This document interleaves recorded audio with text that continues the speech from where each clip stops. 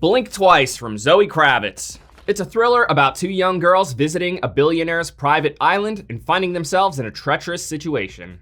In this movie, we follow Frida, played by Naomi Ackie. She works as a cocktail waitress along with her friend Jess. They work at a special event where the two of them meet the big tech billionaire Slater King, played by Channing Tatum. After sneaking into a circle, the two of them get invited to Slater's private island for a lavish extended vacation. But things start to feel strange, and Frida starts getting the sense that there are gaps in her memories, leading her to question whether or not she's safe on this island. So this movie has commentary on a lot of subjects, but the main one that everything revolves around is exploitation. It's about the power that wealthy, high-profile individuals can have over ordinary people, in this movie's case, young women. This movie digs into how easy it is to abuse that power and capitalize on society's complicity by using wealth to make your crimes too difficult to challenge. It also touches on the complexities of retaining traumatic memories. It asks the question that a lot of us have asked at some point or another: would it be better to just forget painful memories? A lot of this movie was really thrilling. Frida and the girls are living it up day after day in a manner that is really repetitive beyond their realization.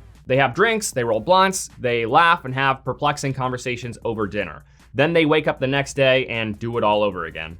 Like all the best thrillers, this movie really rewards you for paying close attention and thinking about the context behind a lot of the lines that are being said. This is definitely one of those movies where if you go back for a second watch, you will be watching it through a completely different lens. There's a lot of intrigue around the fact that these rich dudes are all behaving in a very uncanny way. At one point, a character describes everyone's behavior to be reminiscent of 1960s flight attendants because everybody is just so cloyingly friendly. This actually did feel a little bit campier than I would have liked. I don't know if it was the actors or the dialogue, but the guys just felt a little bit too cheesy sometimes. There are some good performances in this movie, though. I would personally say that the standout was Naomi Ackie. She was incredible. There are so many scenes where she perfectly portrays someone struggling to contain their inner anguish and play it off like she's having a good time. Her performance basically was the movie. The awkward tension that she experiences was the crux for the movie's stressful and bizarre tone.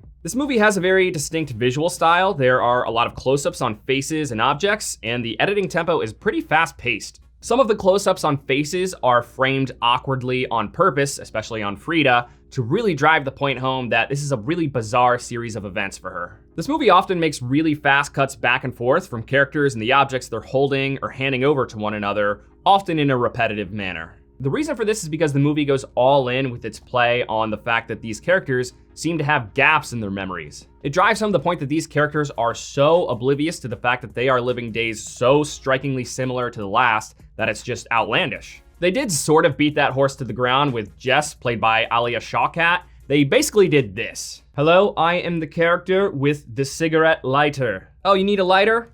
I am the one who has the lighter. Here is the lighter. Does anybody need a cigarette lighter? Because I have one. Do you see this? Yes, it is in fact a lighter.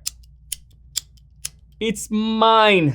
The excessive close-ups were done really well at times, and other times they were just overdone.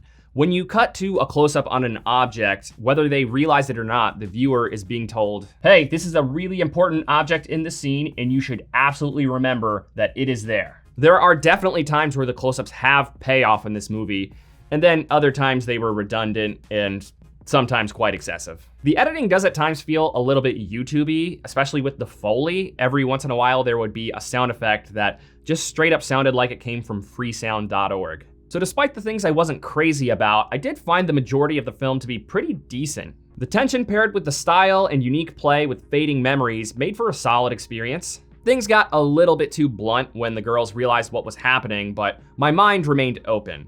And then the third act happened. And oh boy. The third act of this movie was so campy that it felt like a different filmmaker stepped in and finished the movie. The shift in tone was just way too jarring. The movie went from being a disturbing pseudo-hybrid of Get Out and Midsommar to finishing off as an Edgar Wright comedy, like it just went full-on Hot Fuzz in the end. Things were uncanny leading up to this, but the movie generally had a serious tone. Frida and Jess were taken seriously on paper, even if they didn't really take themselves seriously narratively. But then, for lack of a better expression, the movie just goes balls to the wall absurd with its directing, oversaturating it with super cringy horror and cheesy one-liners. This was so jarring that when I walked out of the theater, I was reflecting on the movie and thinking, was I just not supposed to take any of that seriously? Because the rich guys do behave in such a bizarre manner that when things get wacky in the end, I started thinking, was it just supposed to be a comedy the whole time? And did the jokes just go over my head? This is especially questionable when the movie had good, strong commentary on some very real issues. It's a strange thing that you do when you wrap up a very serious subject like this